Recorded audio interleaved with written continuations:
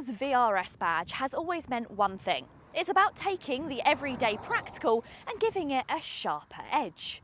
From the Škoda Octavia all the way to the Enyaq VRS, the models have always blended everyday usability with a welcome dose of fun. And now there's a new member to the VRS family, and it's the most compact and arguably the most diverse yet.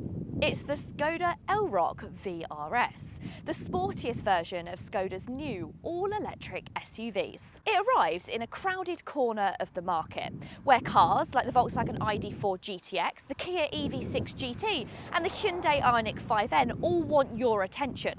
But the Elroq vRS promises to be the balance between everyday usability and real driver enjoyment. But has Škoda done enough to make this feel like a proper VRS? Or does it fall into that trap of being fast but forgettable?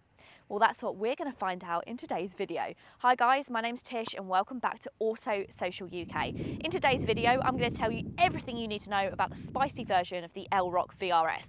If you're here for the standard Elroq, then today's going to be all about the performance variant. So if you want to see the standard one, I'll pop it somewhere up there. But in today's video, I'll tell you all the facts and figures and whether I think this is a truly great car to drive. So if that sounds good, then please keep watching. And if you like new car reviews and car content, you're in the right place. Go ahead and hit the subscribe button. Right, I think firstly we need to jump behind the wheel of the Elroq vRS and I'll tell you all the key facts and figures. Under the skin, the Elroq vRS uses a dual motor setup, delivering 340 PS and paired together with 545 Nm of torque, with power going to all four wheels. That makes it the most powerful Elroq yet, and the fastest accelerating Škoda that you can buy, with 0 to 62 taking just 5.4 seconds. It's fitted with an 84 kWh battery, and that offers you a WLTP maximum range of up to 342 miles. Charging is quick too. It can accept up to 185 kilowatts of rapid charging, and that means you can go from 10 to 80% in about 26 minutes. While it's also fitted with an 11 kilowatt AC charger, and then overnight that will take you just under 8 hours. Top speed is capped to 111 miles per hour, which might feel a little bit tame for something with a VRS badge, but it is a reminder that this car is designed for more the real world than the Autobahn. Škoda has introduced its new modern solid design language with the Elroq, and of course the VRS version gives it a more aggressive twist. Up front there's an illuminated tech deck face with slim matrix LED headlights and that distinctive light signature. The car also rides lower than the standard Elroq, thanks to a sport chassis. That means it's 15mm lower at the front and 10mm at the rear, giving it a more planted stance. The VRS also gets some unique alloy wheels, available up to 21 inches, along with the usual gloss black trim on the bumpers, the mirrors, roof rails and the window surrounds. Around the back you'll find a subtle diffuser style design and the classic VRS badging. And if you really want to stand out, there's even my favourite VRS exclusive hyper green paint option. Oh, I love me some Škoda VRS interiors. I really think they're the perfect match of blending together practicality and sportiness. One of the key highlights is of course these seats. So you get these really supportive sport seats. They're not quite as hard as the ones that you get in the Kia EV6 or in the Hyundai Ioniq 5N, but that makes them more usable every day. They feature micro suede, and you've got the yellow piping or greeny piping, the stitching and the VRS badges on them as well. Now the driver's seat is also electrically adjusted. I've also got memory and I've got massage functions, but the passenger seat does stay as manual. I don't know if that's too much of a problem or not. You also, as standard, get a heated VRS leather steering wheel. And I really like this steering wheel. Flat bottom. It's not quite as nice as the one in the Cupras, I will say that, but I do love features of this.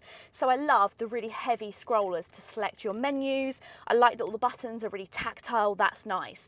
But I would have loved if I could have had some metal shifters. I know that these are just brake regeneration when you're in the VRS, but it would have given it a bit more drama. You do, however, get stainless steel pedals and you get a little bit of carbon fibre across here as well. You also get some dippings tones of chrome. It's just really cohesive. It's not overdone. It looks very sleek and stylish. I really like it. And of course, it's still uber practical. So you've got plenty of storage inside of the armrest. You've got a couple of cup holders. You've got a wireless charging pad. You've also got loads of storage underneath the center console too.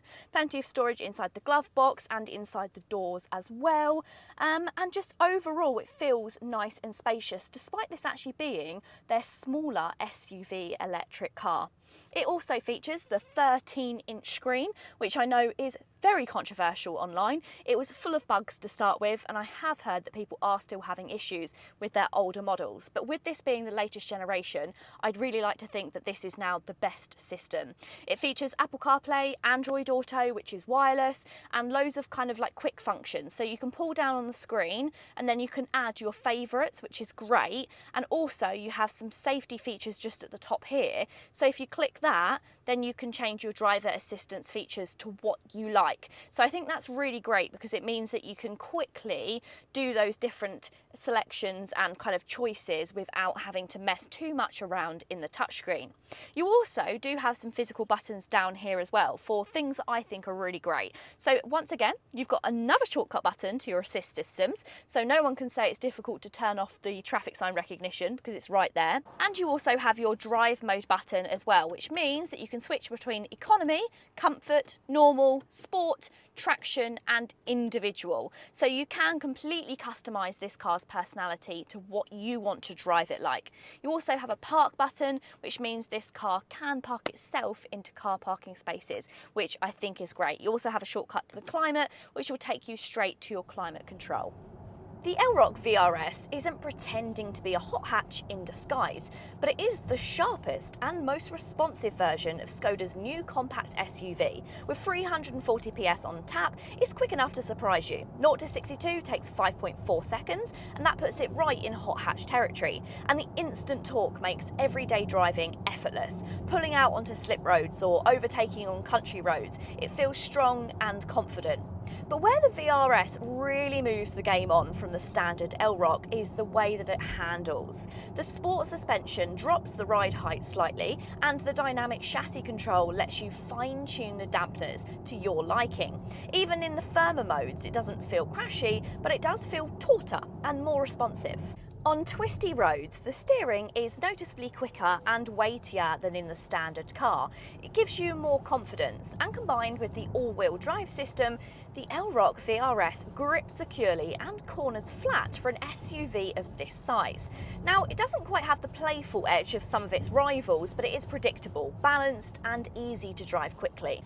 Against its closest family rival, the VW ID.4 GTX, the Elroq vRS feels more engaging. The steering has more bite and the suspension is better judged, and overall the car just feels a bit more characterful. But if you compare it to something like the Kia EV6 GT or the Hyundai Ioniq 5N, then you start to see Škoda's approach more clearly. The Kia is brutally quick and it's much more aggressive, while the Hyundai is full-on drama with fake gear shifts and sound effects. The Elroq vRS doesn't go all in on the theatrics, and some buyers might wish it did, but it offers something instead: balance. It's quick, secure and satisfying, but it also remains refined and easy to drive with every day. That dual personality is what makes the Elroq vRS stand out.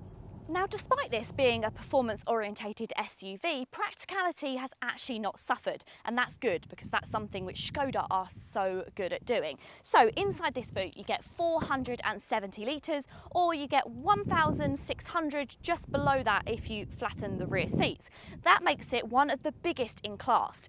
But what it has, which is class leading, is practicality. Now, there's quite a few optional extras inside of this boot, but it just shows you how much potential the boots of Škoda's have. So mine is fitted with the luggage net, which is underneath the parcel shelf, and this can hold your charging cables. I then have this section in the middle, which is almost like a hammock. I've been using this to put my handbag in, my filming equipment, and it stops it from rolling around in the boot. Now, if I just hook that up and put that back, And then that means that you can see how practical this boot is. It's got a really low opening, it's nice and wide, it's not too high to lift heavy items in, and mine also features a reversible boot mat which is waterproof on the other side to keep your muddy wellies and things like that out of the way. You also have a little bit of storage underneath the boot floor, but that's just enough for your charging cables. Still, I'm glad that they've put a little bit in there. You also have storage on either side, you've got little straps to be able to hold water bottles and items in place, and you also have little luggage hooks as well. It really is one of the most, actually it is the most practical boot that you can buy on the market right now. And inside the boot, well, this actually puts the Porsche Macan that I recently tested to shame, because there is so many practical elements inside of this rear. It's also pretty spacious. I've got loads of legroom, plenty of headroom, but here's all the handy features. You have got the blinds for the back seats built in. You also have a pull down armrest which features pop out cup holders. You also have plenty of storage inside of the doors. You have pockets on the backs of the seats, but a separate pocket to be able to pop your mobile phone. You have rear ventilation in the back here which can be controlled and includes heated seats as well, and you also get this accessory which slots into the middle of the centre console, giving you even more storage and adding a couple of cup holders. How good is that? One thing I will say, however, is those door cards are big, but they're not actually felt lined. So unlike the Volkswagen Tiguan, they might roll around and make a little bit of noise when you're driving. Towing capacity is 1,400 kilograms, which is respectable, but it is slightly behind rivals like the Tesla Model Y or the Kia EV6. Still, it's enough for a small caravan, bikes, or a weekend adventure kit. But of course, it's not all perfect. At over 2 tonnes, the Elroq vRS still feels heavy when you really start pushing on. And the 111 mph top speed is a little bit underwhelming for something marketed as a performance-focused car. And while the infotainment system has improved, it's still a little bit intrusive compared to some competitors. Most of all, it lacks the theatre that some of its rivals bring. If you're after fireworks, the Kia and Hyundai still deliver more excitement. So, where does that leave the Škoda Elroq vRS? Because on one side you've got the Volkswagen ID.4 GTX, which feels just a bit soft and anonymous in my opinion. But on the other side you've got the Kia EV6 GT and the Hyundai Ioniq 5N, which go all in on speed and drama. But they do sacrifice some of that everyday refinement. They can be quite formidable to live with. The Elroq vRS sits neatly in the middle. It's not the loudest, it isn't the fastest, and it's also not the flashiest performance SUV out there. But what it is it's one of the most complete. It's quick, composed and stylish, while still offering all of the space and those funky little Škoda features that you get from the brand. For me, that makes it a really appealing option if you want sensible speed with just enough character. Something that you can genuinely live with every day. The Škoda Elroq vRS hits that sweet spot. But let me know, what do you think of the Škoda vRS? Do you prefer another performance SUV and would you choose that? Let me know which one down below. I really hope you have enjoyed the video. If you have, go ahead and give a big thumbs up. And if you enjoyed this video and you want to see more like it, then make sure you go ahead and hit the subscribe button and turn on the bell notification to never miss another video from Auto Social UK. Until next time guys, see you later.